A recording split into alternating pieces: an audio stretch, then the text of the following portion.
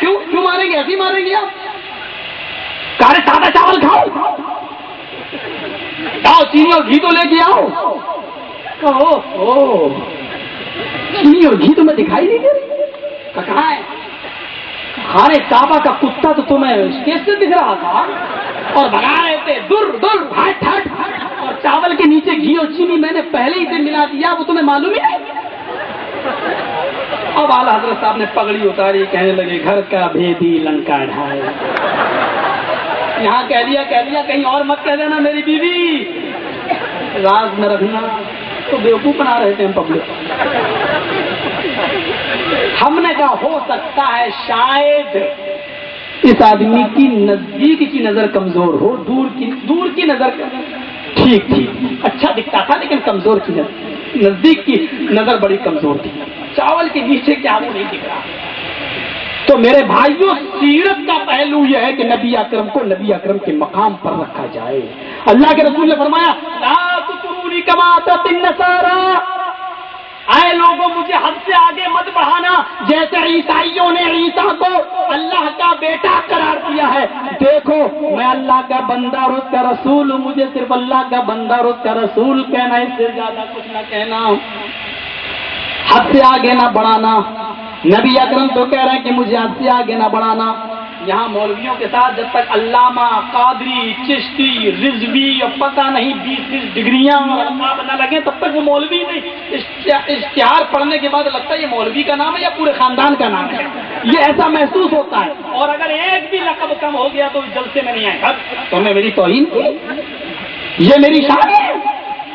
اللہ کے نبی صلی اللہ علیہ وسلم کو دیکھیے، کلمہ بھی بتلا رہے ہیں تو اس طریقے سے کہ اشہد ان لا الہ الا اللہ واشہد ان محمدا عبدہ ورسولہ. پہلے عبد بعد میں رسول. عبدہ ورسولہ، اے لوگوں رسول ماننے سے پہلے مجھے انسان مانو.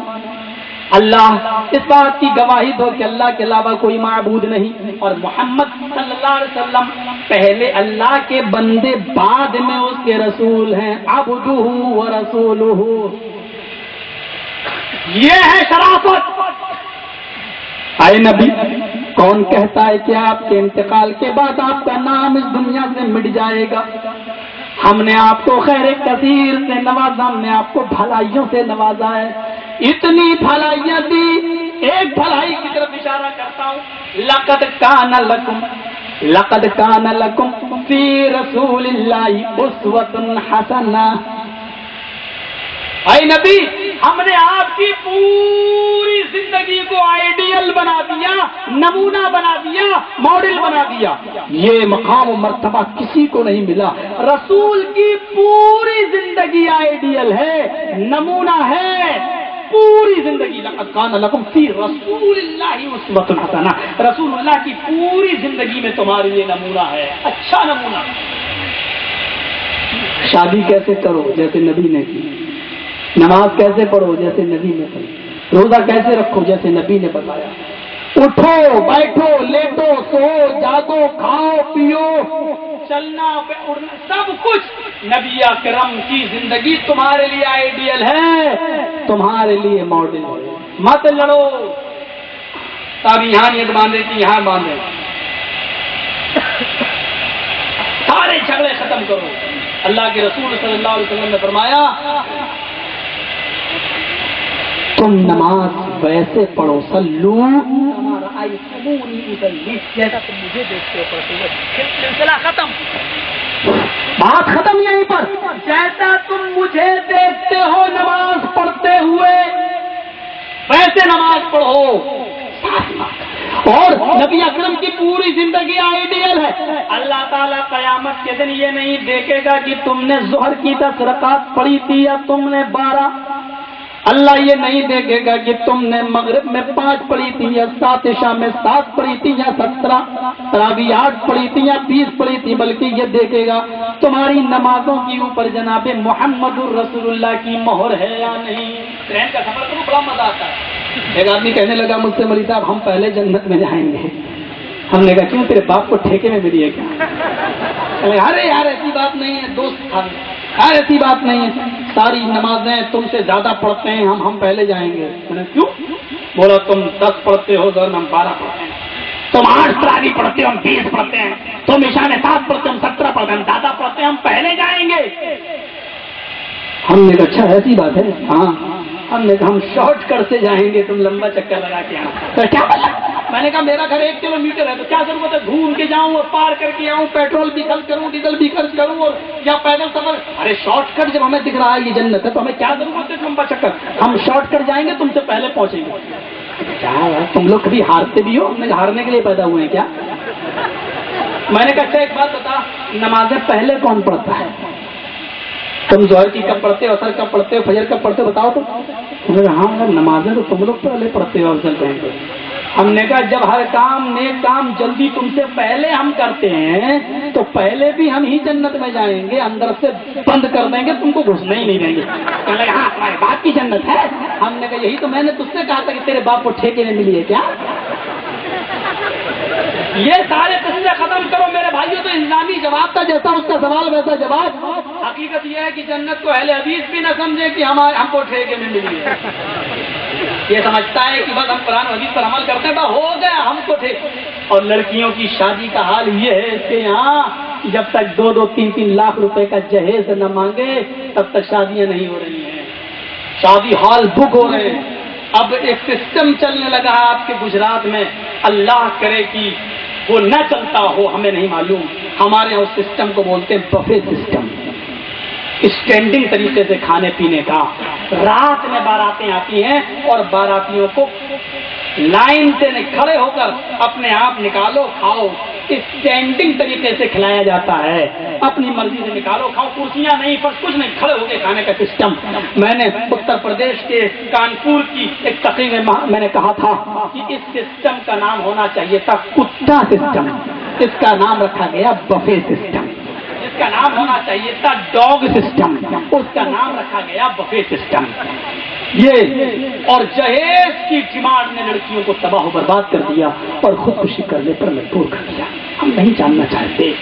وہ واقعہ کلکتہ کی سرزمین کا آپ اٹھا سکتے ہیں، اور وہ واقعہ آپ اٹھا سکتے ہیں 14 جنازے پٹنہ کی سرزمین سے ایک ہی دن نکلے۔ میں خود ان جنازوں میں شریک تھا، ایک ہی گھر کے 14 افراد کا، 14 افراد پر مشتمل اس پورے خاندان کا گھر کا جنازہ ایک ہی دن۔ یہ جہیز کی لعنت ہے، جہیز کی لعنت۔ کیوں؟ لڑکی کا رشتہ جہاں لگتا تھا رشتہ ٹوٹ جاتا تھا، اس لیے کہ 1 مہینہ شادی میں رہ جاتا، لڑکے کی طرف سے ڈیمانڈ آ جاتی کہ اتنا جہیز چاہیے۔ باپ کے پاس اتنا جہیز نہ ہونے پاتا، لہذا رشتہ ٹوٹ جاتا۔ لڑکی کی بڑھتی جوانی اور رشتے ٹوٹتے گئے، اس لڑکی کا جوانی کے قدم میں غلط قدم اٹھ گیا اور ایک ہندو لڑکے کے ساتھ غیر مسلم لڑکے کے ساتھ اس کے ناجائز تعلقات قائم ہو گئے۔ آلات من حمل، گولیاں استعمال کرنے کے باوجود قدرت کا تماچا پڑا اور لڑکی کا حمل ٹھہر گیا، الٹیاں آئیں، قے ہوئی، پیشاب کی جانچ ڈاکٹروں نے بتائی، پتہ یہ چلا کہ یہ لڑکی تو گربھ سے حمل تھی۔ یہ باتیں چھپتی نہیں ہے، دھیرے دھیرے شور ہوا، لڑکی کا باپ گھر سے نکلتا، محلے والے تانے مارتے کہ دیکھو اس کی لڑکی جوان کر دی اپنی لڑکی کو لیکن شادی نہیں کر سکا، یہ دیکھو اس کی لڑکی اپنی جسم کی گرمی ایک غیر مسلم سے گرمی کو نکلواتی ہے، بجھاتی ہے، الٹے سیدھے تانے۔ بھائیوں کا بھی جینا تنگ ہو گیا۔ لڑکی کا باپ میڈیکل اسٹورز پہ گیا اور زہر کی ایک شیشی خرید کے لایا اور اس نے بنتے ہوئے کھانے میں وہ زہر ملا دیا، اور دسترخوان جب لگا تو سارے لوگوں کو ایک ساتھ بیٹھ کے کھانا کھلایا اور لاسٹ میں خود بھی کھانا کھایا۔ میاں بیوی اور 12 بچے، لڑکے لڑکیاں سب ملا کے 14 افراد پر یہ گھر اسی دن 14 لوگوں کا جنازہ نکلتا ہے، سب انتقال کر جاتے ہیں۔ یہ رسوائی اس باپ کو برداشت نہ ہو سکی۔ اس موقع پر میری تقریر پڑھنا میں تھی، جب مجھے یہ پتا چلا تو جلسہ کینسل ہو گیا، دوسرے دن جلسہ رکھ دیا گیا کہ آج ایسا حادثہ ہوا ہے، جلسہ کینسل کر دو۔ اسی محلے کے 14 جنازے ایک ساتھ نکلے، ایک ساتھ جنازے کی نماز پڑھائی گئی اور 14 قبروں میں ایک ساتھ مٹی دی گئی۔ میرے پیارے ساتھیوں، یہ اہل حدیث گھر کا حال تھا، اور جس نے جہیز مانگا اور جس جہیز کی ڈیمانڈ پر رشتہ ٹوٹا وہ لڑکا بھی اہل حدیث تھا۔ ایسے اہل حدیث یہ قطعی تصور نہ کریں کہ جنت تو ہمارے باپ دادا کو ٹھیکے میں ملی ہے، ہم اہل حدیث ہیں ہم جنت کے اندر جائیں گے۔ یہ اہل حدیث اس قسم کی ڈیمانڈ کرنے والے اہل حدیث اپنے آپ کو جنتی ہونے کا سرٹیفکیٹ نہ سمجھے کہ مل گیا۔ جنتی ہونے کا سرٹیفکیٹ تو نبی نے بھی سوائے 10 لوگوں کی کسی کو نہیں دیا۔ آپ کیا عشرہ مبشرہ وہ 10 صحابہ تھے جن کو اپنی زندگی میں آپ کہہ گئے تم جنتی تم جنتی تم جنتی۔ میرے بھائیوں، پھر ہم اور آپ اپنے آپ کو جنتی کیسے سمجھیں؟ میر تقی میر کا واقعہ آپ کے سامنے آنا چاہیے کہ جس کی اکلوتی بیٹی تھی اور اس نے اپنی اکلوتی بیٹی کی شادی کرنے کے لیے سب انتظام کر لیا، لیکن شادی سے 5 دن پہلے لڑکے کی طرف سے ایک لمبی فہرست آ گئی جہیز کی۔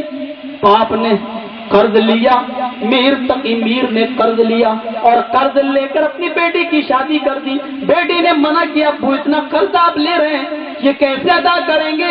میرا نکاح اس سے ہٹا دو، دوسرے کے ساتھ کر دو، مجھے یہ قرض برداشت نہیں ہے۔ باپ نے کہا بیٹی میں بھی عزت دار گھر کا لڑکا ہوں، لہذا میں نہیں چاہوں گا یہ رشتہ ٹوٹے، میں اس کتے کو جتنی ہڈیاں اس نے مانگی ہیں میں دوں گا،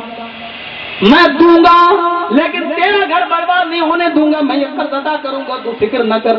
لیکن باپ نے اتنا قرض لے لیا تھا، اتنا قرض لے لیا تھا کہ لڑکی اسی صدمے میں پریشان تھی کہ میرا باپ اتنا قرض کیسے ادا کرے گا۔ آج شادی ہوتی ہے، ڈولی سجتی ہے، بہرحال لڑکی کی سرخ سوٹ میں سرخ کپڑوں میں ودا ہو جاتی ہے، رخصتی ہو جاتی ہے، لڑکی سسرال پہنچتی ہے، لڑکے کے گھر جاتی ہے، لڑکی کو اٹیک پڑتا ہے اسی صدمے سے کہ اللہ میرا باپ اتنا قرض کہاں سے ادا کرے گا جو اس نے میری شادی کے لیے میرا گھر بسانے کے لیے کیا۔ پہلی رات بڑے ارمانوں کی رات ہوتی ہے اور اس رات ہر نوجوان لڑکے اور لڑکی کو بڑا بے صبری سے انتظار ہوتا ہے، لیکن لڑکی کو اپنے شوہر میں دلچسپی نہیں، وہ اپنے باپ کو قرض کے بوجھ سے دبی ہوئی دیکھ رہی ہے۔ اسی رات کو شب زفاف بھی نہیں ہوئی، ہم بستری بھی نہ ہوئی، اور لڑکی اپنے باپ کے اسی صدمے کو لے کر اٹیک پڑتا ہے اور وہ اسی صدمے سے انتقال فرما جاتی ہے۔ صبح فجر کی نماز سے پہلے پہلے باپ کے کان میں آواز جاتی ہے، او میر تقی میر جو بہت بڑا شاعر تھا، کہا تیری بیٹی کا انتقال ہو گیا ہے۔ سمجھ گیا کہ میری بیٹی کو اسی چیز کے صدمے نے مار ڈالا۔ جب تک وہ اپنے گھر کو چھوڑ کر اپنی بیوی کو لے کر اپنا گھر چھوڑ کر میر تقی میر اپنی بیٹی کی سسرال پہ آتا ہے، تب تک سرخ کپڑا اتار لیا گیا اور بیٹی کو سفید کفن پہنا دیا گیا۔ میر تقی میر نے اپنی بیٹی کو سفید کپڑے میں سفید کفن میں لپٹا ہوا دیکھا، جنازے پر کی لاش کے پاس کھڑے ہو کر سفید کفن میں لپٹی ہوئی اپنی بیٹی کو دیکھا، چہرہ کھولا، چہرہ کھول کر اپنی بیٹی کی پیشانی کا بوسہ لیا اور اسی لاش پر کھڑے ہو کر کہنے لگا، یہ شعر پر جس اس نے پڑھا، اب آیا ہے خیال آرام جائز نام مرادی میں، اب آیا خیال آرام جائز نام مرادی میں، کفن دینا تجھے ہم بھولے تھے اسباب شادی میں۔ اور میری بیٹی تجھے سب کچھ تو میں نے دیا، صرف یہی ایک کفن تو ایسا تھا جو میں نے تجھے نہیں دیا تھا، جو تجھے تیری سسرال والوں نے دیا ہے۔ اب آیا ہے خیال آرام جائز نام مرادی میں، کفن دینا تجھے بھولے تھے اسباب شادی میں۔ یہاں سے آپ اندازہ لگائیں گے اور دیکھیں گے میرے بھائیوں، وہ یہ رہا تھا میں کہ پوری زندگی نبی تو اہل حدیث وہ نہیں جو اپنے لمبے چوڑے جہیز کی ڈیمانڈ کرے۔ آپ کے یہاں بارات جاتی ہے، کتنے آدمی جاتے ہوں گے؟ ایک آئیڈیا بتائیے، 100 سے کم تو جاتے نہیں، 150 200 بارات کا ثبوت ہے۔ صرف علماء اسی ایک برائی کو ختم کرنے پر لگ جائیں تو میں سمجھتا ہوں کہ بہت بڑا کارنامہ انجام دے لیں گے۔ نبی اکرم کے سامنے کتنے چیلنج تھے. ہم تو سارے مولوی مل کر گجرات کے سارے مولویوں کو لے لو، گجرات چھوڑو، صرف اپنے بھج کچ کے سارے مولویوں کو بلا تفریق ملت و مسلک و مذہب مسلک حنفی دیوبندی کی کوئی قید نہیں، سب مولویوں کو جوڑو تو آپ کتنے ہوں گے؟ کم سے کم بھج کچ کے اندر 30-40 مولویوں سے کم نہیں ہوں گے. میرے بھائیوں، یہ سارے مولوی مل کر بھی اگر آپ دیکھنا چاہیں تو ایک برائی ختم نہیں کر پائے ہیں. ایک برائی جہیز کی لعنت اپنے معاشرے سے. نبی اکرم کو دیکھیے کہ کتنی برائیاں معاشرے میں تھی اور اکیلے بلبوتے پر آپ نے ختم کیا. 360 بتوں کی پوجا، لڑکیاں زندہ دفن اور لڑکے پیدا ہوتے قتل کیے جا رہے ہیں کہ بڑے ہو کر یہ بچے میرے ساتھ کھائیں گے. کتنے چیلنج تھے نبی کے سامنے، کتنے چیلنج. لڑکیاں دفن کی جا رہی ہیں زندہ، لڑکے قتل کیے جا رہے ہیں. جوا ایسا کھیلا جا رہا ہے کہ جوئے میں دولت ہار گئے تو مکان ہار گئے تو بیوی ہار گئے تو بیٹی جوئے میں لگا دی. شراب ایسی پی جا رہی ہے کہ لوگ پانی کی جگہ پر شراب پی رہے تھے. جیسے آج کا ہمارا نوجوان طبقہ پیپسی اور تھمس اپ کی بوتلیں استعمال کرتا ہے، وہ شراب کی بوتلیں اپنے پاس رکھا کرتے تھے. کتنے چیلنج تھے نبی اکرم کے سامنے. ہم سارے مولوی مل کر ایک برائی ختم نہیں کر پا رہے ہیں، جہیز کی لعنت. تو لقد کان لکم فی رسول اللہ اسوۃ حسنہ، نبی اکرم کی پوری زندگی تمہارے لیے آئیڈیل ہے. ایک بات بتاؤ، کسی کمپنی کا یہ چشمہ آپ کو پسند آ جائے اور آپ کہیں یار اس میں اسپرنگ لگا ہے، یہ چشمے والے کے پاس گئے، بھائی صاحب مجھے ایسے 100 چشمے چاہیے. کہا ٹھیک ہے، آج کون سا دن ہے؟ کہا سنڈے. کہا اگلے سنڈے کو لے جاؤ. اب اس نے سوچا یار اسپرنگ لگانے میں ٹائم لگے گا، لگانا ہی تو ہے، یہ اسپرنگ نہ لگا کر ہم تھوڑا سا ٹائٹ بناتے ہیں تاکہ آپ سنڈے کو لینے گئے. اس نے دے دیے، لیجیے. ارے بھائی یہ آپ نے کون سا چشمہ بنایا؟ مجھے یہ نہیں چاہیے. میں تو آپ کو یہ اسپرنگ والا چشمہ بنانے کے لیے دے گیا تھا، ایک ماڈل دے گیا تھا آپ کو نمونہ کہ ایسے 100 چشمے چاہیے. کہا کہ بھائی اس میں وقت لگ رہا تھا، میں نے ایسے بنا کے لگانا ہی تو آپ کو. نہیں مجھے یہ نہیں چاہیے، مجھے وہ چاہیے جیسا میں نے آپ کو آرڈر دیا تھا اور ایک ماڈل دے کر گئے تھے کیسا بناؤ. آپ نے اپنے ماڈل کے خلاف چشمے دیکھے تو آپ لیں گے؟ نہیں لیں گے، منع کر دیں گے. اللہ تعالیٰ کے سامنے قیامت کے دن جب سوال ہوگا، نماز پڑھی کہ ہاں پڑھی، کیسے پڑھی؟ کچھ لوگ کہیں گے یہاں باندھی تھی، کچھ کہیں گے یہاں باندھی تھی، کچھ کہیں گے کہ ہم نے باندھی نہیں تھی، ہاتھ چھوڑ کے پڑھتے تھے، کچھ کہیں گے ہم نے اوپر باندھی، کچھ کہیں گے ہم نے ہاتھ اٹھائے، کچھ کہیں گے نہیں. اللہ کہے گا او میرے بندو، میں نے تو تم کو ایک ماڈل دیا تھا، ایک نمونہ دیا تھا کہ تم ایسے نماز پڑھو، اور وہ ماڈل تھے جناب محمد رسول اللہ صلی اللہ علیہ وسلم. تو پھر تم نے نماز میں 4 طریقے کیوں نکالے؟ کیا ہم نے قرآن میں یہ نہیں کہا تھا کہ ہم نے تمہارے لیے رسول کی زندگی کو آئیڈیل بنایا، ماڈل بنایا، نمونہ بنایا؟ جب رسول کی پوری زندگی آئیڈیل تھی، نمونہ تھی، تو نبی کا اٹھنا بیٹھنا یہ سب آئیڈیل تھا، نمونہ تھا کہ تم نے پھر نبی کے طریقے کے مطابق نماز کیوں نہیں پڑھی؟ ہمارے بھائی برا نہ مانے، مجھے یاد ہے جودھ پور کے اندر شاید انہوں نے واقعہ بیان کیا تھا، جو لوگ یہاں سے گئے ہوں گے انہوں نے سنا ہوگا. ایک بار میں بہت بری طریقے سے پھنس گیا تھا.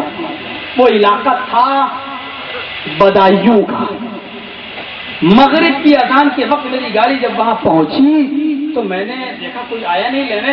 میں نے موبائل سے کانٹیکٹ کیا، میں نے کہا یار تم لوگ آئے نہیں. کہنے لگے مولوی صاحب گاڑی پنچر ہو گئی ہے ہماری راستے ہی میں، ابھی ہم لوگ بس آدھے گھنٹے میں پہنچ جائیں گے. آپ وہیں پر اسٹیشن کے بغل میں ایک مسجد ہے، وہاں نماز پڑھیں گے، غور کیجیے گا.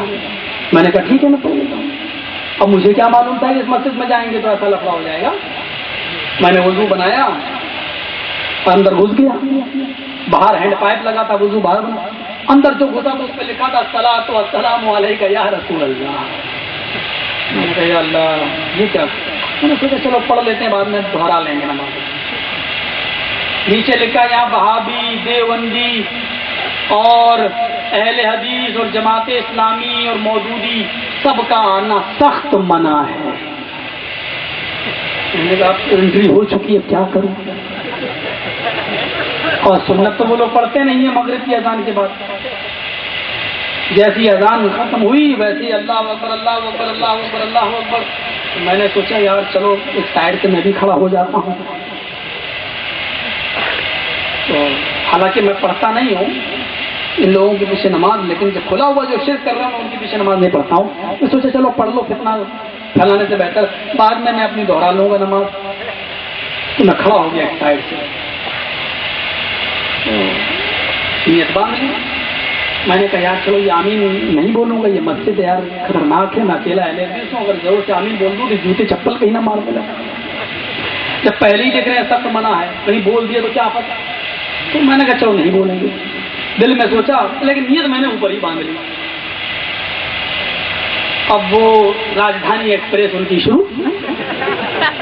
الحمدللہ رب العالمین الرحمن الرحیم مالک یوم الدین ایاک نعبد و ایاک نستعین اهدنا الصراط المستقیم صراط الذین انعمت علیہم غیر المغضوب علیہم ولا الضالین. یہ کی سانس میں آہستہ سے میں نے پہلی رکعت تو میری صحیح گزر گئی. اس کے بعد میں پھر وہ اٹھک بیٹھک شروع ہو گئی جو بابا رام دیو آج کل سکھلا رہے ہیں نا ایکسرسائز. پتہ نہیں چلا پہلی رکعت اللہ اکبر سمع اللہ لمن حمدہ اللہ اکبر اللہ اکبر اللہ، وہ کوے کی چوچوں کی طرح ٹھوکے ماری. تعدیل ارکان پوری طریقے سے میں اٹھ گیا. میں نے بھی جلدی جلدی کر لیا. اب دوسری رکعت میں یہی سوچ رہا تھا اللہ اتنی جلدی پڑھتے، میں ذہن میں آ گیا پتہ نہیں ہوئی کہیں رکعت، چلو بعد میں تو دوہرانا ہی ہے. اور میرے ذہن سے نکل گیا کہ یہ میں کس کی مسجد میں نماز پڑھ رہا ہوں اور آمین زور سے بولنے کی عادت بنی ہوئی ہے. اب وہ دوسری رکعت میں جیسے وہ ایک راجدھانی چلایا اهدنا الصراط المستقیم صراط الذین انعمت علیہم غیر المغضوب علیہم ولا الضالین، اب میرے منہ سے زور سے نکل گئی. پہلی رکعت میں تو برداشت ہو گئی، دوسری رکعت میں تو نہیں یاد رہا. تو بڑے زور سے نکلی، لیکن کہتی جب دیکھا کوئی بول ہی نہیں رہا ہے میری آواز ہے تو کے بعد مین تھوڑی آہستہ نکلا آمین. یہ انداز. اب آمین بول تو گیا میں، لیکن اب میں نے سوچا اللہ یہ کیا ہو گیا. پھر میرے دل میں آیا یار جلدی نماز توڑ کے بھاگو. پھر سوچا کہ نہیں یار اب جو ہوگا نپٹیں گے. اس کو تھوڑی معلوم ہے کہ میں مولانا ہوں، مجھے یہ تو معلوم تھا کہ کچھ نہ کچھ ہوگا. اب وہ دوسری رکعت بھی پتہ نہ چلی اور تیسری میں دھڑکنیں تیز ہو گئی میری، اور اس کا بھی پتہ نہیں کب سلام پھیرنے کی باری آ گئی. السلام علیکم ورحمۃ اللہ، بالکل انداز بتلا رہا ہوں اس کا. میں ہری پگڑی باندھے تھا، پیچھے لٹک رہا تھا وہ ایک حصہ. السلام علیکم ورحمۃ اللہ، السلام علیکم ورحمۃ اللہ. یہ کس سور نے آمین کہا؟ بالکل یہ انداز. السلام علیکم ورحمۃ اللہ، السلام علیکم ورحمۃ اللہ. یہ کس سور نے آمین کہا؟ میں نے کہا کچھ نہ بولو، اسی میں بھلائی ہے. سبحان اللہ سبحان اللہ سبحان اللہ. میں اپنا پڑھ رہا ہوں اور وہ دوسری بار کہتا ہے ابے گدھا بولتا نہیں ہے، کون سور آمین کہا؟ میں نے ایسے کر کے دیکھا، نظر نیچی تو میرے بغل میں جو کھڑا تھا اس کو نہیں مار کے کہتا بے بولتا کیوں نہیں ہے؟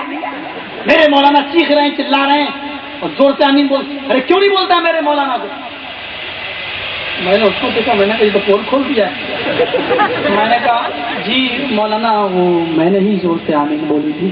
تو ہمارے یہاں لوگ زور سے بولتے ہیں، میں نے زور سے بول دی، ہم کو کیا معلوم. ادھر آؤ. میں قریب چلا گیا تو میں یہ معلوم نہیں کہ کس کی مسجد ہے. میں نے کہا مسجد تو مسلمانوں کی ہوتی ہے، اس میں معلوم کرنے کی کیا بات ہے؟ اگر کسی اور کی ہو تو بتا دیجیے، میں آئندہ نہیں پڑھوں گا. ابے پاگل، مسلمانوں کی تو ہے، اہل سنت والجماعت کی ہے. میں نے کہا یہ تو مجھے مولوی جاہل لگ رہا. میں نے کہا اہل سنت والجماعت کی ہے تو کیا ہوا؟ تو کیا میں آپ کو اہل بدعت والجماعت دکھ رہا ہوں کیا؟ کہا کہ تم نے آمین زور سے کیوں کہا؟ میں نے کہا زور سنت والجماعت کی مسجد ہے اور آمین زور سے بولنا سنت ہے، میں نے بول دیا. کعبے پاگل، آہستہ بولنا چاہیے، تو زور سے کیوں بولا؟ میں نے اس کی یہی بات پکڑ لی، آہستہ بولنا چاہیے تو زور سے کیوں بولا؟ میں نے کہا آپ نے بولا یا نہیں بولا؟ بولا کہ تم زور سے کیوں بولے؟ میں نے کہا آمین بولنا سنت ہے یا نہیں؟ بولا کہ آہستہ بولنا سنت ہے، تو زور سے کیوں بولا؟ میں نے کہا آہستہ بولنا سنت ہے؟ کہا ہاں ہے۔ میں نے کہا آپ نے کہا یا نہیں کہا ہے؟ اگر نہ کہا ہو، نہ بولا ہو تو میں نماز دوہراؤں، کیونکہ سنت آپ خود ہی کہہ رہے ہیں کہ آہستہ بولنا سنت۔ آپ نے بولا یا نہیں بولا؟ اگر نہیں بولا تو میں نماز دوہرا لوں؟ بولا ارے بھائی میں آہستہ بولا، تو زور سے بولا، آہستہ بولنا سنت ہے۔ میں نے کہا تم نے بولا یا نہیں؟ کہا میں آہستہ بولا، تو زور سے کیوں بولا؟ میں نے کہا اس کا مطلب چھوٹے سور تم بھی ہو؟ بولا کیا؟ میں نے کہا بھائی میں زور سے بولا، میں بڑا سور ہوں، تم آہستہ بولے ہو، تم چھوٹے سور ہو تو میری نسل کے الگ تو نہیں ہو؟ کہتا بھاگ چل چل نکل۔ میں نے کہا میں جا رہا ہوں یار، کیوں پریشان ہو؟ سنت تو مجھے ویسے ہی نہیں پڑھنا، مسافر ہوں۔ میں نکلا، جیسے ہی نکلا ہوٹل پہ باہر ہوٹل بھی میں بیٹھ گیا، چائے پینے لگا، اتنے وہ لوگ آ گئے۔ میں نے کہا یار کس مسجد نے بھیج دیا تم نے؟ تو کیوں کیا ہوا؟ لفڑا ہو گیا؟ مجھے معلوم تھا کہ تم لفڑا کر دو۔ میں نے کہا میں کیا کر دوں یار، میں آمین بول دیا زور سے، لفڑا کر دوں۔ ارے تمہیں کیا ضرورت تھی آمین بولنے کی؟ میں نے کہا یار دھوکے سے نکل کے میں کیا کروں، میں پہلی رکعت میں آہستہ بول دیا، زور سے بولنے کی عادت بنی ہوئی ہے، نکل گئی میرے منہ سے۔ اچھا چلو پٹے تو نہیں، کچھ ہوا تو نہیں؟ میں نے کہا بچ گیا، پٹا نہیں، میں بحث کر گیا۔ تو کیا ہوا؟ میں نے کہا وہ کہنے لگا میں آہستہ بولا۔ میں نے کہا تو بھی چھوٹا سو ہے، نکال دیا مسجد سے، بھگا دیا۔ بولے دیکھو کیا ہو رہا۔ میں نے دیکھا اتنا بڑا پائپ لا کے مسجد دھو رہے ہیں۔ میں نے کہا ارے یہ کیا کر رہے ہیں؟ چلنے لگا، گاڑی پڑ گئے، کہنے لگے کمینہ نماز پڑھ کے بولتا کیا کرو، میری مسجد ناپاک ہو گئی، دھو رہا ہوں۔ میں نے کہا ارے اللہ کا شکر ادا کرو، پتہ نہیں کب سے ناپاک تھی، آج میرے مبارک قدم پڑ گئے جو دھل رہی ہے مسجد۔ ارے تم جاؤ یار، تو ہمارے مولانا سے پھر میری ڈانٹ پڑواؤ گی۔ میں نے کہا ناپاک کہو گے تو سنو گے بھی ایسی، ہماری مسجد میں آ جانا، کبھی تمہیں نہیں بتایا جائے گا۔ اللہ کا شکر ہے آج تک کسی مسلک اہل حدیث کی مسجد میں کسی بھی مکتب فکر کا کوئی آدمی چلا جائے، ہم لوگوں نے کبھی کسی انسان کو مسجد سے نکالا نہیں، اس لیے کہ ہم اس کو بھی مسلمان تصور کرتے ہیں، کیونکہ اللہ کے نبی نے یہ فرمایا تھا، کیا فرمایا تھا کہ ان بنی اسرائیل تفرقت 72 ملتن، بنی اسرائیل 72 فرقوں میں بٹ گئی تھی، وَتَفْتَرِقُ أُمَّتِي عَلَىٰ 73 ملتن، میری امت 73 فرقوں میں بٹے گی۔ اللہ کے رسول نے ان کو بھی اپنی امت کہا تھا، کیا کہا تھا؟ میری امت 73 فرقوں میں بٹے گی۔ نبی نے ان کو بھی اپنا امتی کہا تھا، یہ نہیں کہا تھا کہ وہ کافر ہوں گے۔ اس لیے میں تم کو جب تک تم کلمہ پڑھتے ہو لا الہ الا اللہ محمد رسول اللہ، میں کسی کو کافر نہیں کہتا ہوں، اور آزادی ہے ہماری مسجد میں جو چاہے نماز پڑھ لے۔ وہ اور مسجدیں ہوں گی جن کی مسجدوں سے ہم نکالے جاتے ہیں، بھگائے جاتے ہیں، ہماری مسجدوں سے کوئی نہیں نکالا جاتا۔ قیامت کے دن اللہ پوچھے گا، میں یہ نہیں پوچھتا تو نے اوپر باندھی یا نیچے باندھی، یہ بتا کہ تو نے ویسے نماز پڑھی یا نہیں پڑھی جیسی جناب محمد رسول اللہ نے بتائی۔ 8 اور 20 بھی نہیں پوچھے گا، ایک کاغذ لکھ لیجیے آپ لیٹر اور اس کو بھیجیے، بیرنگ بن جائے گا۔ 500 روپے کا کاغذ لے لیجیے، اس پر لکھیے، وہ بھی بیرنگ بن جائے گا۔ اگر اس پر 3 روپے کا مہر لگی ہے سرکاری، تو وہ آپ کا لفافہ آپ کے حساب سے پہنچے گا جہاں آپ بھیج رہے ہیں لفافہ، نہیں تو رسی کی ٹوکری میں ڈال دیا جائے گا۔ 500 روپے کا کاغذ بھی رسی کی ٹوکری میں ڈال دیا جائے گا، اگر اس پر گورنمنٹ کی سرکار کی مہر لگی ہوئی اس لفافے پر 3 روپے کا، تو آپ کا پہنچے گا۔ پتہ یہ چلا کہ کاغذ کی ویلو کم ہے، 3 روپے ہے، لیکن مہر سرکاری ہے، اس لیے وہ ایڈریس پر پہنچے گا۔ قیامت کے دن اللہ یہ نہیں دیکھے گا تو نے عشاء کی 7 پڑھی یا 17 تراویح 8 پڑھی یا 20، وہ یہ دیکھے گا جو نمازیں تو نے پڑھی ہیں ان نمازوں پر امام کائنات جناب محمد رسول اللہ کی مہر ہے یا نہیں۔ اگر ہے تو قابل قبول، نہیں ہے تو من اطاعنی دخل الجنہ ومن عصانی فقد ابى، جس نے میری اطاعت کی وہ جنت کے اندر داخل ہوگا، اور جس نے میری نافرمانی کی اس نے میرا کار کیا۔ آؤ میرے بھائیوں، سیرت طیبہ کے تعلق سے اللہ تعالیٰ نے نبی کی پوری زندگی کو آئیڈیل بنا دیا۔ اچھا ایک چیز حدیث سے آپ اندازہ لگائیے، اللہ کے رسول نے فرمایا، بخاری شریف کی روایت ہے، فرمایا لو انفق احدکم مثل احد ذهبا ما بلغ مد احدهم ولا نصیفہ، اگر تم میں سے کوئی شخص احد پہاڑ کے برابر سونا اللہ کی راہ میں خیرات کر دے، احد پہاڑ کے برابر سونا اللہ کی راہ میں خیرات کر دے، تو اس کو اتنا ثواب نہیں ملے گا جتنا ثواب ایک مد یا آدھا مد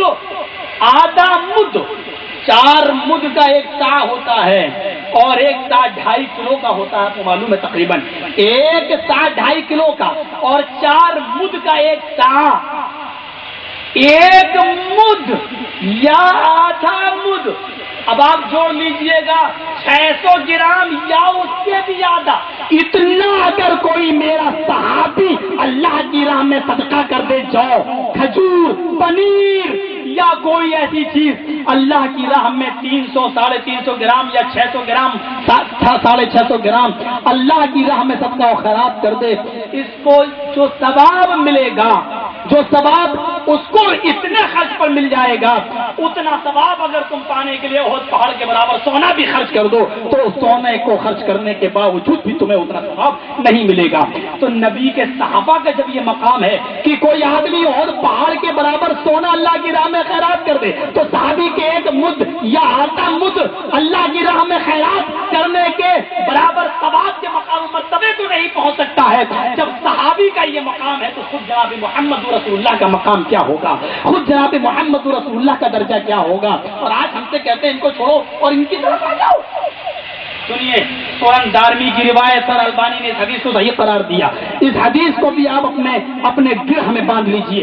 اللہ کے نبی فرماتے ہیں کہ میں سویا ہوا تھا گہری نیند میں، ابو ذر غفاری نے مجھ سے پوچھا کہ اے اللہ کے نبی، آپ نے یہ کیسے جانا کہ آپ اللہ کے رسول ہیں، اللہ کے نبی ہیں؟ اللہ کے نبی فرماتے ہیں ابو ذر، میں رات کو گہری نیند میں سویا ہوا تھا کہ میں کیا دیکھتا ہوں، آسمان سے 2 فرشتے اترے، ایک فرشتہ زمین پر آیا اور ایک فرشتہ زمین و آسمان کے بیچ میں فضا میں رہ گیا۔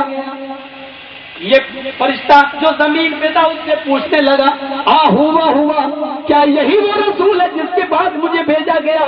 کیا یہ وہی نبی ہے جس کے بعد مجھے بھیجا گیا؟ اس فرشتے نے کہا نعم، ہاں یہی وہ نبی ہے، رسول ہے۔ آسمان کے فرشتے نے کہا جو زمین و آسمان کے بیچ میں تھا، اس نے کہا زنہ برجل من امہ، اس رسول کو، اس نبی کو ایک آدمی کے ساتھ ترازو پر رکھ کر تولو۔ اللہ کے نبی فرماتے ہیں ترازو پر مجھے بھی رکھا گیا اور اس آدمی کو رکھا گیا، ترازو جب اٹھائی گئی تو وزنت بہ فرجعت، جب مجھے تولا گیا تو میں اس آدمی سے وزنی تھا، اس سے زیادہ بھاری تھا۔ اس فرشتے نے کہا زنو بعشر، اس کو 10 آدمیوں کے ساتھ ترازو پر رکھ کر تولو۔ اللہ کے نبی فرماتے ہیں 10 ایک ساتھ رکھے گئے اور میں اکیلا ایک سائڈ میں، جب ترازو اٹھائی گئی تو 10 کا پلڑا اٹھ گیا، میں 10 سے زیادہ بھاری تھا۔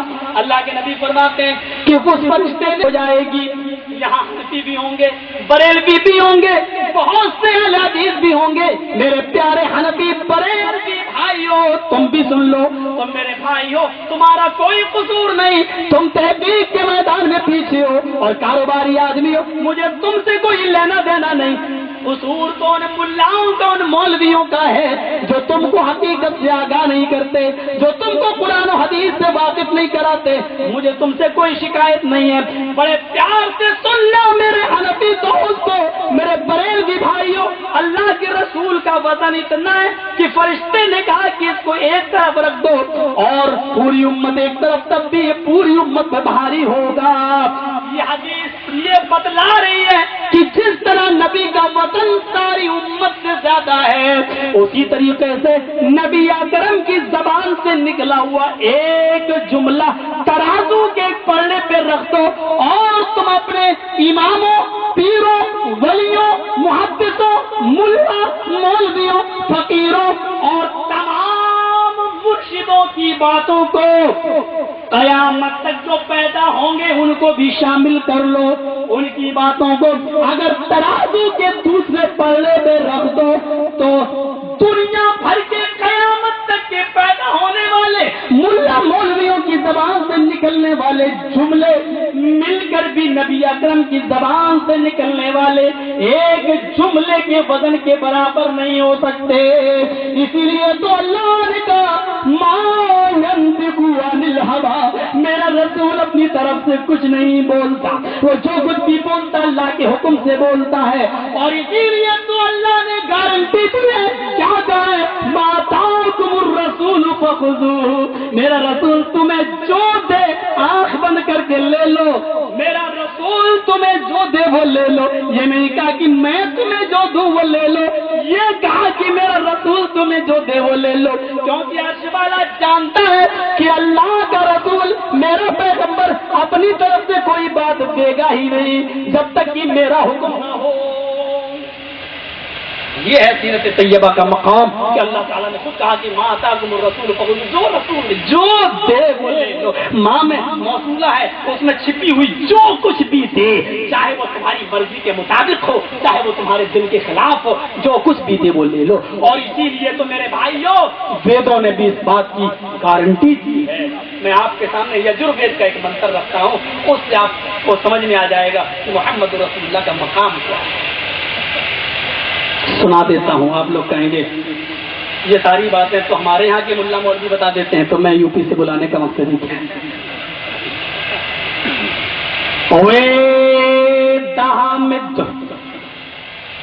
پرش مہانی مادت ورو تپسا پرستات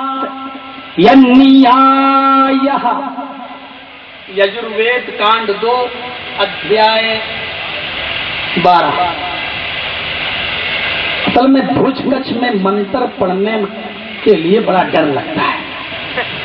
اس کی وجہ ہے کہ آج سے 10 سال پہلے تقریباً جب کیمپ میں میرا پروگرام ہوا تھا، تو یہاں سے جب میں پہنچا اپنے گھر تو آپ کے اسی علاقے سے کوئی پرچہ نکلتا ہے گجرات سے، پنچ جن کے نام سے، جو RSS والوں کا پرچہ ہے۔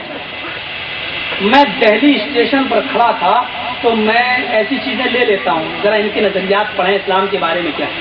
تو جب میں نے پنچ جن لے لیا تو وہ میں پڑھتا گیا، اس کے اوپر ایڈوانی جی کا اور پروین توغلیا کا فوٹو چھپا ہوا تھا فرسٹ پیج پہ، میں نے لے لیا۔ پڑھتے پڑھتے جب میں صفحہ نمبر 45 پیج نمبر 45 پر پہنچا تو نیچے دیکھ رہا ہوں پورا میرے بارے میں تھا کہ وہ مولانا جرجیز کی جگہ برگیز لکھ دیا تھا۔ مولتا شہر اٹاوا کا رہنے والا، علی گڑھ پڑھا ہوا، سنسکرت کی تعلیم وہاں سے، اور یہاں بھوج میں آ کر اس نے ایسی تقریر کی، ایسی اسپیچ کی، کہنے لگا کرشن جی بھی نماز پڑھتے تھے اور یہ کھاتے تھے وہ کھاتے تھے اور پتہ نہیں کیا کیا وہ کہہ گیا ہے، یہ مولوی ISI کا ایجنٹ ہے اور اس کی پر نظر رکھی جائے اور اس پر کوٹا کا قانون چلایا جائے۔ میں نے کہا اللہ، بھوج کچھ سے آنے کے 6 مہینے کے بعد یہ پیپر میں آیا، یہ پیپر میں نے کہا سب سے پہلے ووٹر لسٹ میں اپنا نام پڑھواؤ، نہیں تو یہ لوگ کہہ دیں گے ودیشی ہے۔ میں نے فوراً ملائم سنگھ سے مل کر سماج وادی پارٹی سے میں جوائنٹ ہوا کہ بھائی الیکشن کے موقع پر ہم تم لوگوں کے ساتھ رہیں گے، لیکن ہمارے اوپر پریشانی آئے تو تم لوگ ہمارے ساتھ رہو، عہد و پیمان ہوا۔ تب سے اللہ کا شکر ہے، آج کل اگر آپ کو پریشانیوں سے بچنا تو کسی سیاسی پارٹی سے جڑ جاؤ، یہ بہت آسان طریقہ ہے، بہت آسان طریقہ ہے۔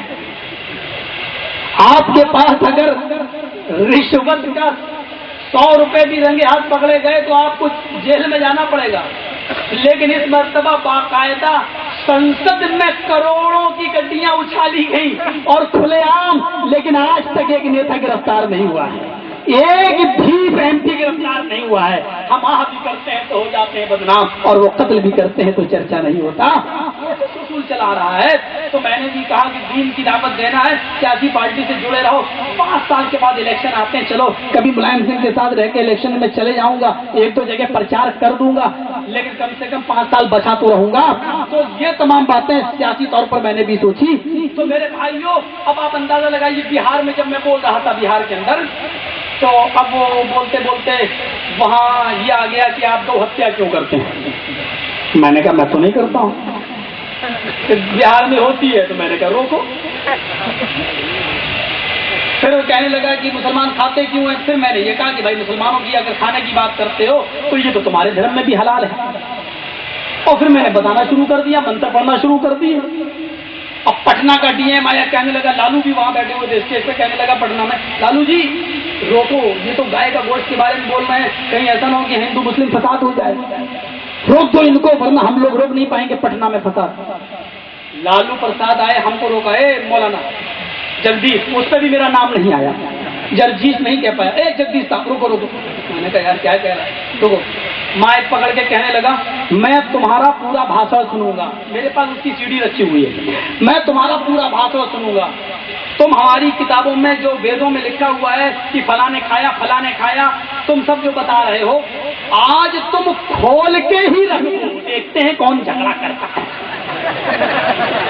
कौन करता है। डीएम होगा, हम चीफ मिनिस्टर, हमारी पत्नी चीफ मिनिस्टर है राबड़ी की। अगर एक भी मुसलमान मारा गया तो डीएम की खैरियत नहीं है। अरे हमारा किताब में भरा लिखा है, वो ऐसे ही बोल रहा था बिहारी, हमारा किताब में लिखा। मौलाना अपना किताब से थोड़ी कह रहा है, मौलाना तो हमारा किताब से कह रहा है, हमारा किताब में लिखा है तो खोल के बयान करो। ये पंडित लोग काहे कुछ पाता है, काहे नहीं बताता है। फिर वो कहता है क्या होगा, हम तो खुद खाता है। ये जब बोल के गया तो उसके बाद मैंने कहा जब लालू प्रसाद ने मेरी पीठ ही ठोक दी है तो अब बोलो जितना बोलना है। फिर मैंने 2.5 घंटे तक सिर्फ उसी पर तकलीफ की है और मैंने बताया है ये क्या है, कहाँ से आई, कैसे आई और कैसे कैसे और कितने देवी देवताओं ने। उसके बाद में मामला अभी तक मेरे पास कोई नहीं आया। गुजरात का मामला ये है कि यहाँ बीजेपी गवर्नमेंट है, कुछ परेशानियां मेरे सामने खड़ी हो सकती हैं, इसलिए मैं उस मैटर को नहीं उठाता हूँ। यहाँ वो मैटर मैं सामने रखना चाहता हूँ जिससे हमारे मजहब की तारीफ हो रही है और वो है वेदामित पुरुष महानिमादित्य वारुण तपसा परस्त अन्याय। कोई हमारे पंडित जी महाराज हो तो लिखे, मीडिया वाले हो तो लिखे अध्याय नंबर 12 और कांड नंबर 2। विद के माना होते हैं जानने वाला और इसी से बनता है विद्यार्थी, सीखने वाला, इल्म हासिल करने वाला। इसी से बनता है विद्वान, जानने वाला। वेद अहमित, जानने वाला अहमद इस दुनिया में आएगा। विद अहमिद, अहमद की जगह पर वेद में, यजुर्वेद में नाम अहमिद लिखा हुआ है। विद अहमिद, जानने वाला अहमद इस दुनिया में आएगा। पुरुष महानिमादित्य, वो इंसान होगा। वेद ने भी खुलासा कर दिया है कि नूर और बशर का झगड़ा खत्म करो। हमारे हिंदू भाई भी मानते भगवान, राम भगवान, कृष्ण भगवान, जबकि भगवान का कोई अर्थ होता ही नहीं। असल लफ्ज है भाग्यवान, और भाग्यवान का माना है किस्मत वाला। रामचंद्र जी किस्मत वाले थे, कृष्ण जी किस्मत वाले थे, लेकिन भगवान से अकीदा है आत्मा ही परमात्मा है। ये हर हिंदू का अकीदा है। ईश्वरत्व का मनुष्यत्व में परिणित होना, ये मतलब है यानी दुनिया में कोई रसूल इंसान नहीं बनता, बल्कि अल्लाह ताला ही इंसान का रूप धारण करके पृथ्वी पर अवतार लेता है। ये है हमारे हिंदू भाइयों का अकीदा। हमारे किसी हिंदू पंडित को अगर कोई ऑब्जेक्शन हो तो वो सवाल कर सकता, आ सकता है मेरे मंच पर। पूरी जादू क्या है? वेदामित पुरुष बिल्कुल साफ आ गया है, आत्मा ही परमात्मा, यानी ईश्वर तो अल्लाह ही मनुष्य का रूप धारण करता है। यानी दुनिया में जितने भी अवतार आए, ऋषि आए, ये अल्लाह ही था जो इंसान की शक्ल में आया। हमारे बरेलवी भाई बुरा ना माने तो कह दूं, उनका भी यही अकीदा है। वो ये कहते हैं कि नबी इंसान नहीं थे, बल्कि एक गाली ने यहाँ तक कह दिया जो मुस्तवी अर्श था खुदा होकर मदीना में उतर पड़ा मुस्तफा होकर, यानी जो अर्श पे अल्लाह था मदीना में वो मुस्तफा बनकर आ गया। यहाँ तक कह दिया कहने वालों ने। सुन लीजिए,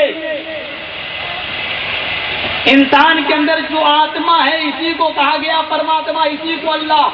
ये हमारे हिंदू भाइयों का रब तो हो सकता है, लेकिन हमारा नहीं। ये हमारे अंदर भी आत्मा है, आपके अंदर भी आत्मा है। एक इंसान कह रहा तेरी माँ का, तेरी बहन का, वो भी उसके अंदर आत्मा, जिस सुन रहा होती है उसके अंदर भी आत्मा। इसका मतलब ये कि अल्लाह अल्लाह ही को गाली दे रहा है। ایک آدمی چاقو اٹھا کر دوسرے کو مار رہا ہے، ایک مار رہا ہے ایک مر رہا ہے، جو مار رہا ہے اس میں بھی آتما روح، اور جو مر رہا ہے اس میں بھی آتما۔ اس کا مطلب یہ ہے کہ اللہ ہی کو مار رہا ہے۔ ایک عورت کے اندر بھی آتما ہے، ایک مرد کے اندر بھی آتما ہے، دونوں کی شادی ہو جاتی ہے، مرد اپنی بیوی سے ملتا ہے، اس کا مطلب اللہ ہی سے سمبھوگ کر رہا ہے، ہم استری کر رہا ہے۔ یہ ہمارے رب کی صفت نہیں ہے۔ ہمارا رب کون ہے؟ قل هو اللہ احد اللہ الصمد لم یلد ولم یولد ولم یکن له کفوا احد۔ اے نبی کہہ دو کہ اللہ ایک ہے، اللہ الصمد وہ بے نیاز ہے، لم یلد وہ کسی کا بیٹا نہیں ہے، ولم یولد اور وہ بھی کسی کا بیٹا نہیں ہے، اس کا کوئی بیٹا نہیں، وہ بھی کسی کا بیٹا نہیں ہے، اور اس کی طرح اس کے ہم جنس کوئی نہیں ہے۔ یہ ہمارے رب کی صفت ہے۔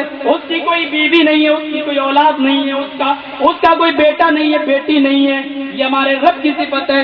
میرے پیارے ساتھیوں، کافروں نے جب پوچھا کیا ہے محمد، اگر تم ہمارے معبودوں کو نہیں مانتے تم اپنے رب کی صفت تو بتاؤ، تمہارے رب کی خصوصیت کیا ہے؟ اس موقع پر اللہ کے نبی نے بڑے جامع انداز میں فرمایا، اللہ قل هو اللہ احد، اللہ ایک ہے، اللہ الصمد وہ بے نیاز ہے، اس کو کسی چیز کی ضرورت نہیں ہے، لم یلد اس نے کسی کو نہیں جنا، ولم یولد اور نہ وہ جنا گیا، یعنی اس کا کوئی بیٹا نہیں ہے، وہ بھی کسی کا بیٹا نہیں ہے، ولم یولد ولم یکن له کفوا احد اور اس کی طرح ہم کی کوئی نہیں ہے۔ اب آتا ہے وید جاننے والا حامد انسان اس دنیا میں آئے گا، پروش انسان ہوگا۔ ہم نبی اکرم کو انسان مانتے ہیں لیکن معمولی انسان نہیں۔ ہم نبی اکرم صلی اللہ علیہ وسلم کو ساری کائنات میں سب سے اچھی مخلوقات میں سب سے اشرف مخلوق میں مانتے ہیں، سب سے اچھا انسان مانتے ہیں۔ جیسے جمعہ شنیچر اتوار سوم منگل بدھ جمعرات، ہفتے میں 7 دن ہوتے ہیں، 24 گھنٹے، ہفتے میں بھی، اتوار میں بھی، منڈے میں بھی، منگل میں بھی، بدھ میں بھی، جمعے میں بھی، لیکن مقام و مرتبے کے لحاظ سے جو جمعے کے دن کو درجہ حاصل ہے وہ کسی دن کو حاصل نہیں ہے۔ 29 دن کا مہینہ محرم کا بھی ہوتا ہے، سفر کا بھی، ربیع الاول کا بھی، لیکن جو مہینے میں رمضان کو فضیلت حاصل ہے وہ کسی مہینے کو نہیں ہے۔ لیکن مہینہ ہونے کے اعتبار سے سب برابر ہیں، 30 دن رمضان میں، 30 دن محرم میں، 29 دن فلاں میں، ایسی 29 دن رمضان میں، 24 گھنٹے ہفتے کو، 24 گھنٹے اتوار کو، 24 گھنٹے منڈے کو، اسی طریقے سے 24 گھنٹے جمعے کے دن بھی ہوتے ہیں۔ دن گھنٹے ہونے کے اعتبار سے کوئی فرق نہیں، لیکن مقام و مرتبے کے لحاظ سے جو درجہ جمعے کو حاصل ہے، جو درجہ رمضان کو حاصل ہے، جو درجہ لیلۃ القدر رمضان کی شب قدر میں 5 طاقراتوں میں سے 1 طاقرات کو حاصل ہے، وہ کسی اور کو حاصل نہیں ہے۔ میرے پیارے ساتھیوں، اسی بات کو اندازہ لگانا، اللہ کے نبی بھی انسان تھے، 2 ہاتھ آپ کے 2 ہاتھ ان کے، 2 پیر آپ کے 2 پیر ان کے، وہ بھی چلتے تھے، پھرتے تھے، کھاتے تھے، پیتے تھے، سوتے تھے، اپنی بیویوں سے ملتے تھے، آپ بھی کھاتے پیتے ہیں۔ ہاں، مقام و مرتبے کے لحاظ سے جو درجہ جناب محمد رسول اللہ صلی اللہ علیہ وسلم کو حاصل ہے وہ کسی اور کو حاصل نہیں ہے۔ خود وید نے کہہ دیا پروش انسان ہوگا، مہانی مادتو اتنا بڑا مہان پروش ہوگا کہ اس کے برابر کوئی دوسرا نہ ہوگا۔ مہانی مادتو اتنا بڑا مہان پروش ہوگا کہ اس کے برابر کوئی دوسرا نہ ہوگا۔ وارون تپسا ایشور کی، اللہ کی بڑی تپسیا کرنے والا ہوگا۔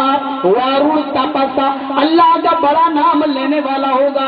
اڑتے بیٹھتے لیٹتے سوتے جاگتے کھاتے پیتے چلتے پھرتے جتنا نام اللہ نے کہ نبی نے اللہ کا لیا ہے، آج ہندو دھرم ان سے کھا لی ہے۔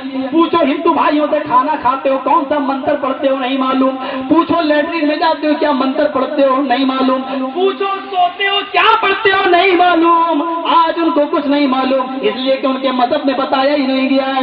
زیادہ سے زیادہ رام کا نام اس وقت لیا جاتا ہے جب کسی کے اوپر مصیبت آئے، مصیبت میں کہتا ہائے رام، یا خوشی پہنچے تو ہائے رام۔ اس کے علاوہ رام کو بھی لوگ بھول گئے، اب تو رام سے زیادہ سیتا کا نام لیا جانے لگا، اور لوگوں نے رام کی پتنی سیتا کا جپ کرنا شروع کر دیا۔ دنیا کی تاریخ میں یہ پہلا دھرم دیکھ رہا ہوں جس میں عورت کو زیادہ اہمیت ملی ہے، رام سے بھی زیادہ، اور کہا جاتا پتت سیتا رام، سیتا رام، سیتا رام، پہلے سیتا بعد میں رام۔ یہاں پہلے عورت کا نام بعد میں مرد کا نام لیا جا رہا ہے۔ میرے پیارے ساتھیوں، یہیں سے آپ اندازہ لگا سکتے ہیں انی آیا وارڑ تپسا، وہ اللہ کا بہت ہی زیادہ تپسیا کرے گا، نام لے گا، وارڑ تپسا ایشور کا نام لینے والا ہوگا، پرستات کیا ہوا وقت بتائیے ہو گیا بڑھ گیا تھوڑا، پرستات اسی کے نقش قدم پہ چلنا، یہ منتر پہ ذرا غور کرنا، ہمارے ہندو بھائی اگر ہوں تو، اور نہیں تو یہ آپ کی ڈیوٹی ہے مسلمان بھائیوں، ہماری یہ کیسٹیں اور اس کا یہ حصہ ہمارے ہندو بھائیوں کو پہنچانے کی کوشش کرو، یہ اسلام تمہارے باپ کی جاگیر نہیں ہے، یہ ساری دنیا کا دھرم ہے اور یہ ہر مذہبی انسان تک پہنچنا چاہیے۔ پرستات اسی کے نقش قدم پہ چلنا، اسی کی کٹیا میں شامل ہو جانا۔ بھائی آپ لوگ اگر ایسے اٹھیں گے تو ہم بھی ختم کر دیں گے۔ آپ لوگ جب اٹھتے ہیں تو ایسا لگتا ہے کہ ڈائبٹیز کے مریض ہیں، شوگر کی بیماری تو نہیں۔ میں جمع سمجھ رہا ہوں کوئی پیشاب کرنے جا رہا ہے، کوئی اپنی ضرورت سے جا رہا ہے، لیکن جب جس کو زیادہ پیشاب لگا کرے وہ پیچھے بیٹھا کرے تاکہ وہ اب بیچ سے اٹھنا تھوڑا اچھا نہیں لگتا۔ مجھے معلوم ہے کہ 10 بجے تک کی پرمیشن ہے، بڑی مشکل سے تھوڑا سا ٹائم بڑھا دیا گیا ہے، تو تھوڑا سا وقت لیجیے، میں بیروں کی منتروں ہی پڑھا رہا ہوں۔ اچھا، پروش مہانیمادتو، مہانیمادتو، مہانیمادت، اس سے بڑا کوئی مہان پروش نہیں ہوگا۔ حقیقت یہ ہے کہ نبی اکرم محمد رسول اللہ سے بڑا مہان پروش کوئی نہیں۔ وارول تبسا، اللہ کا بہت ہی زیادہ نام لینے والا۔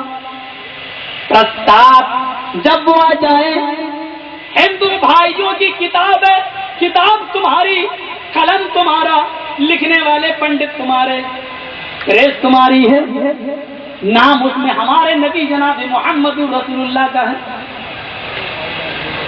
اور ہم اس کتاب کو، قرآن کو تو ہم نہیں چومتے، اس لیے کہ قرآن کو چومنے سے اس کی محبت ظاہر نہیں ہوتی، بلکہ قرآن پر عمل کرنے سے اس کی محبت ظاہر ہوتی ہے۔ اگر وید ویاسی زندہ ہوتے تو ہم ان کو چوم بھی لیتے۔